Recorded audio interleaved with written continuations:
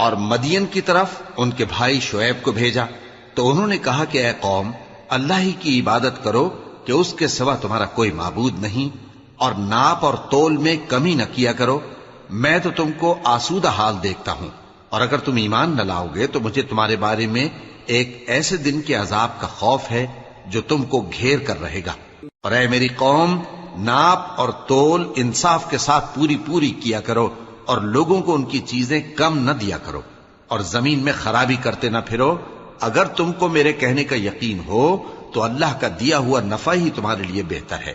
اور میں تمہارا نگہبان نہیں ہوں۔ انہوں نے کہا، اے شعیب،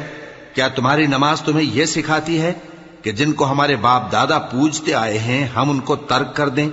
یا اپنے مال میں تصرف کرنا چاہیں تو نہ کریں؟ تم تو بڑے نرم دل اور بڑے سیدھے ہو۔ انہوں نے کہا کہ اے قوم، دیکھو تو اگر میں اپنے پروردگار